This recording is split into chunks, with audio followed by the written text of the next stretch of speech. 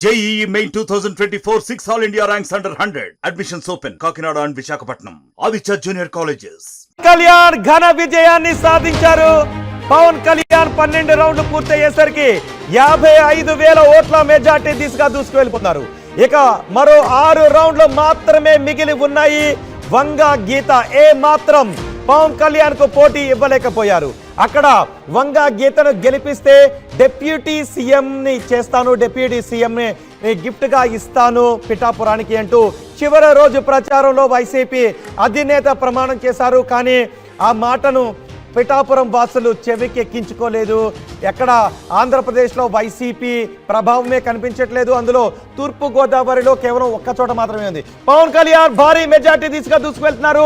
12 రౌండ్లు పూర్తయ్యేసరికి పవన్ కళ్యాణ్ 55,000 ఓట్ల ఆధిక్యతను కనబరుస్తూ ఉన్నారు. 1,00,000 ఓట్ల మెజార్టీని సాధించడానికి అవకాశం ఉంది అనే అంచనాలు ఇప్పుడు పిఠాపురంలో పెరిగిపోతూ ఉన్నాయి. చివరి రోజు ప్రచారంలో అక్కడ ముఖ్యమంత్రి జగన్మోహన్ రెడ్డి పాల్గొన్నప్పటికీ వంగ గీత విజయం కోసం ప్రయత్నం చేసినప్పటికీ ఆ ప్రభావం ఏ మాత్రం చూపించలేదు. వంగ గీత కన్నీరు పెట్టుకున్నారు.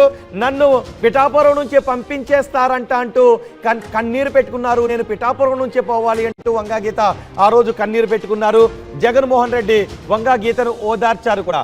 వంగ గీతను గెలిపిస్తే ఉప ముఖ్యమంత్రిని గిఫ్ట్ ఇస్తానన్నారు. కానీ ఇప్పుడు ఆయన ముఖ్యమంత్రి కాలేకపోయారు. వంగ గీతను ఏమి ఉప ముఖ్యమంత్రిని చేస్తారు అంటూ టీడీపీ జనసేన నేతలు కౌంటర్లు కూడా వేశారు మధ్యలో. ఇప్పుడు పవన్ కళ్యాణ్ భారీ ఆధిక్యం దిశగా దూసుకువెళ్ళిపోతున్నారు.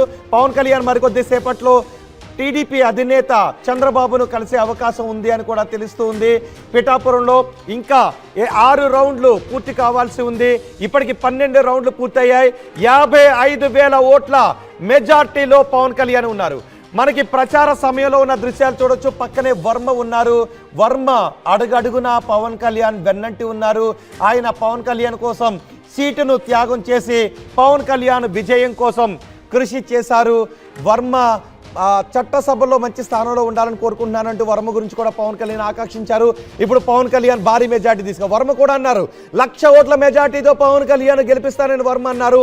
పిఠాపురం వాసులు దాన్ని నిజం చేసే దిశగా తమ తీర్పును రాశారు. 12 రౌండ్లు పూర్తయ్యేసరికి పిఠాపురంలో 55,000 ఓట్ల ఆధిక్యంలో ఉన్నారు. సుమారు ప్రతి రౌండ్కి కూడా 4,000కు తగ్గకుండా పవన్ కళ్యాణ్ మెజార్టీని నిరూపించుకుంటూ వెళ్ళారు. ఇంకా 6 రౌండ్లు పిఠాపురంలో ఉన్నాయి.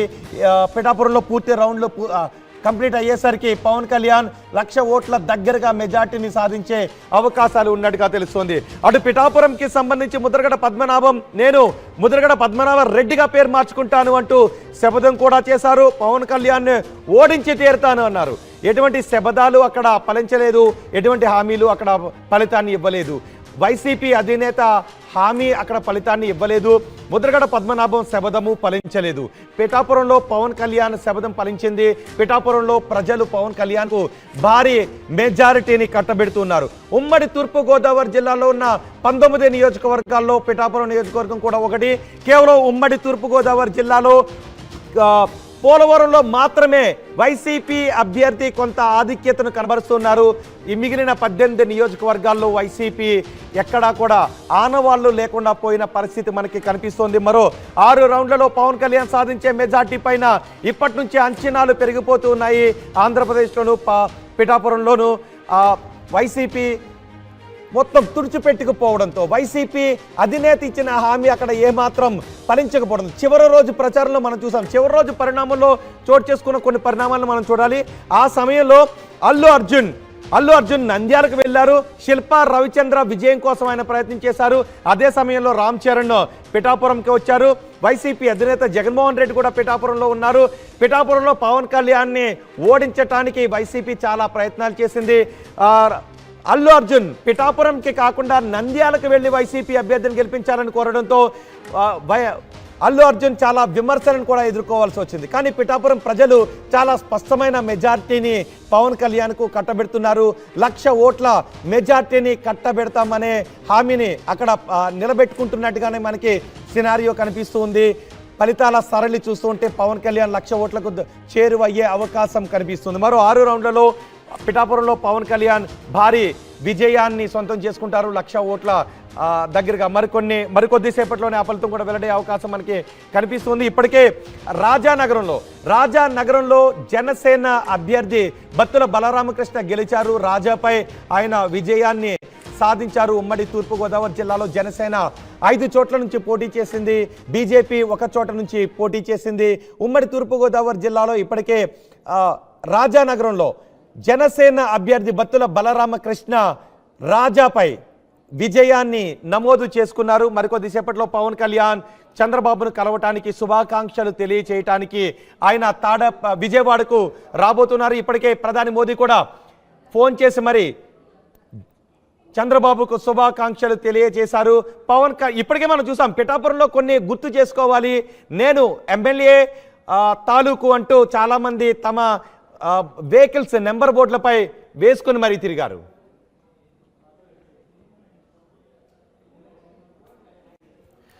కంటోన్మెంట్ ఎలక్షన్ కి సంబంధించి అప్డేట్ మనకు అందుతుంది.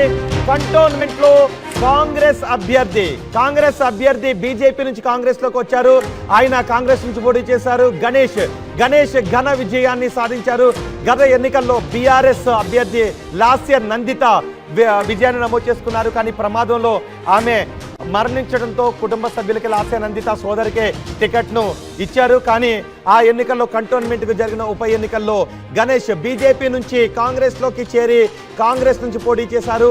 కంటోన్మెంట్ ఉప ఎన్నికల్లో కాంగ్రెస్ పార్టీ విజయాన్ని సాధించింది. శ్రీ గణేష్ మరిన్ని వీడియోస్ కోసం ఛానల్ ని సబ్స్క్రైబ్ చేయండి. లేటెస్ట్ అప్డేట్స్ కోసం వాట్సాప్ ఛానల్ ని ఫాలో చేయండి. అండ్ లింక్ డిస్క్రిప్షన్ లో ఉంది.